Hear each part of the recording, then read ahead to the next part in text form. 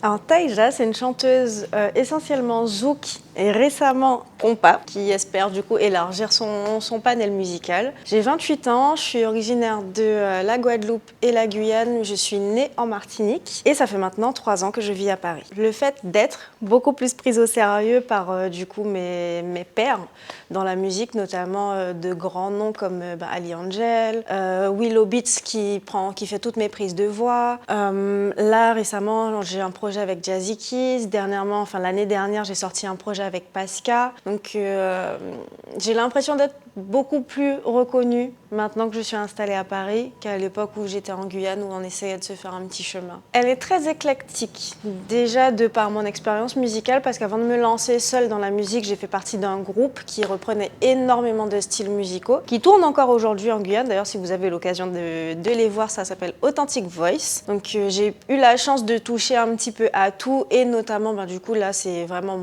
mon style musical de prédilection, c'est vraiment le compas. Là, vraiment, je recommence à sentir cette passion, cet engouement pour le compas, parce que même si ça reste assez similaire au zouk, il y a une autre chaleur, il y a une autre vibes. Voilà, donc là, je pense que pour les prochains projets, vous allez souvent m'entendre sur du compas, mais on va essayer de varier un petit peu tout ça avec le temps. Alors, de base, on avait déjà envie avec mon producteur de travailler avec DJ Tyson, sauf que en même temps, je crois c'est DJ Brian qui a soufflé dans les oreilles de Tyson, du coup, il y a une petite Taïja là qui est sympa, ce serait bien que tu fasses un son avec. De ça, du coup, est née la collaboration, du fait que nous, déjà, on avait envie de travailler avec lui, qu'on lui ait parlé de moi à un moment donné, et le projet est sorti comme ça. Oui et non, parce que Tyson est venu vers nous avec l'instru déjà faite, et c'est justement ce petit côté nostalgique et tout, mélangé avec le petit côté compas actuel qui m'a conquise de base, qui fait que j'ai eu envie de poser dessus. Mais c'est vrai que, et je suis très contente du coup qu'on le remarque, ce petit côté nostalgique, je trouve qu'il fait un petit peu mélange Kim et Taïna en même temps, donc j'aime bien. Je saurais pas expliquer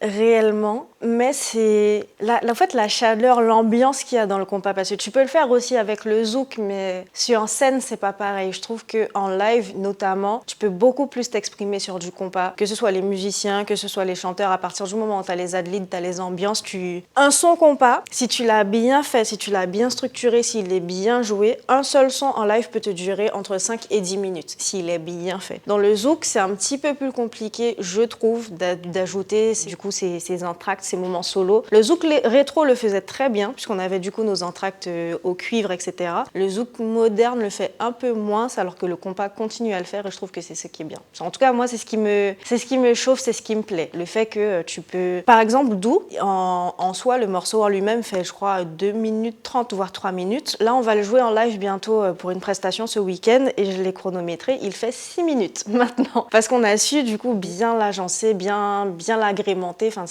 voilà, je trouve que tu peux plus t'amuser en live sur du compas. Comparé à mes autres projets, quelque chose qui est bien avec Dou, c'est que je le vois plus son évolution au niveau des streams, comparé à par exemple Longtemps ou à Vient qui sont sortis après, où je voyais plus l'évolution sur YouTube, sur les clips. Donc le public a l'air de très bien le recevoir, à l'oreille en tout cas. Je sais qu'il passe pas mal en soirée, notamment grâce à Tyson vu qu'il est DJ, qu'il passe partout où il va. Je sais qu'il y a pas mal de DJ qui ont demandé des dubplates aussi récemment. Donc je me dis qu'il fait son petit bonhomme de chemin, il va peut-être pas aussi vite que j'aurais prévu, que j'aurais voulu, mais il fait sa petite route, et je suis très contente de l'accueil qu'on lui a réservé jusque-là. Beaucoup de choses, mais c'est plus au niveau des chœurs, puisque j'ai pu collaborer avec eux en tant que choriste. J'ai vraiment pu m'imprégner en fait de leur façon d'occuper la scène, d'interagir avec le public, mais c'est vrai qu'à mon échelle, j'étais vraiment juste...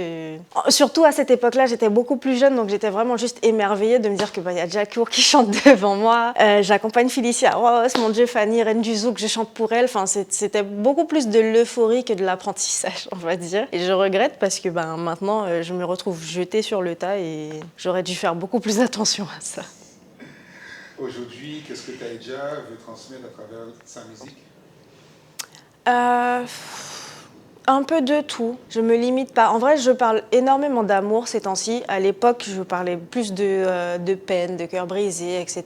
Et ça fait 2 ou 3 ans où je me concentre vraiment sur l'euphorie de l'amour, sur les premières rencontres, sur la chaleur, la douceur que ça t'apporte quand t'as trouvé quelqu'un qui te convient. Parce que je trouve que c'est important. À l'heure actuelle, on parle beaucoup du fait que l'amour ne dure plus aussi longtemps qu'avant, que les hommes ne sont plus aussi entreprenants qu'avant, que les femmes sont beaucoup plus exigeantes, etc. Et c'est un fait, c'est vrai, la société a évolué dans ce sens. Mais ça n'empêche que si tout le monde fait les efforts qu'il faut, l'amour n'est pas mort en vrai. Il a changé, il est différent de ceux de nos parents, mais il est toujours là. Si Dieu veut, un album qu'on est déjà en train de préparer, mais il faut le temps, il faut les sous, et puis il faut qu'on soit sûr aussi du projet qu'on veut vous présenter, parce qu'on a énormément d'idées avec mon équipe de prod, mais il faut en choisir une. Surtout qu'un premier album, c'est quand même... Enfin, je trouve que c'est hyper important, un premier album. C'est le premier pas de ta carrière, même si ça fait 16, 20 ans que tu chantes avant, c'est vraiment ton premier album et il est déterminant selon moi. Donc si tout se passe bien, 2026-2027, construction, sortie d'album. D'ici la rentrée scolaire 2026, éventuellement un nouveau son avec Jazzy Key. Et si tout se passe bien aussi, pour la fin de l'année 2026, peut-être, ça va,